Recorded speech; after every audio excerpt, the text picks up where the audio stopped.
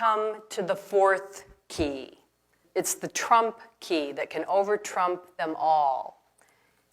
I was a senior in high school back in San Marino, California, in Southern California, and the hit singer of my day was a woman named Laura Nyro. She had an album that came out that year called Eli and the 13th Confession, and some of the songs on that album were Bill, Wedding Bell Blues, Stone Soul Picnic, and then, as you might imagine from the name of her album, Eli's Coming.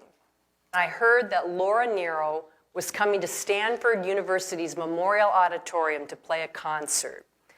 So on the day of the concert, my friends and I loaded ourselves into my family's station wagon, and up the coast we drove.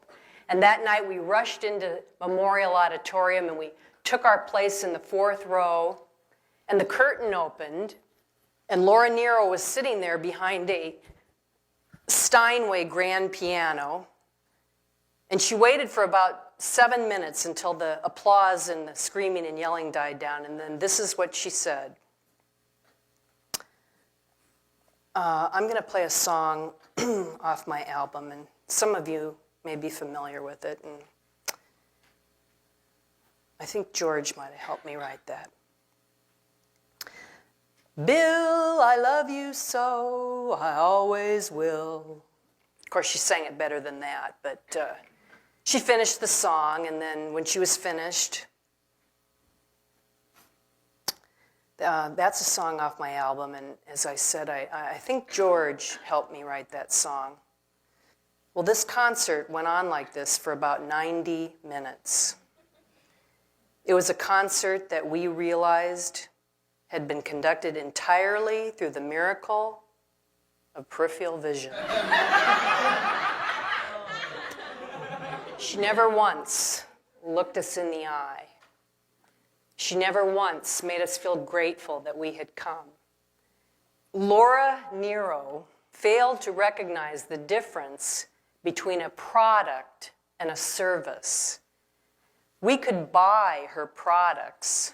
We knew her albums were great, but you feel about a service the way you feel about the person providing the service. Eyeball to eyeball, heart to heart, face to face. You feel about a service the way you feel about the relationship. And because Laura Nyro failed to establish a relationship with us, we didn't like the concert and we didn't like her music. You can master all of this, but there's one last thing that you need to do in order to be successful. And I've learned this thing through very painful, yet ultimately very powerful experience. I learned it from being a metastatic breast cancer patient and living what will be 12 years next month to tell my story. I have learned, thank you. I have learned this from leaving a secure job with a salary, benefits, commissions, bonuses, to no real job at all, only a dream I had that I wanted to help cancer patients and their families. I look at these and other critical moments in my life, and I realize that I have come to a place where I feel totally fulfilled, a place we all aspire to in our lives and for those of our children. But I've learned that the path to pleasure has been through pain, and that it's ultimately all in the risks that we have taken. Because it's not the ones that you have asked to dance that you will regret.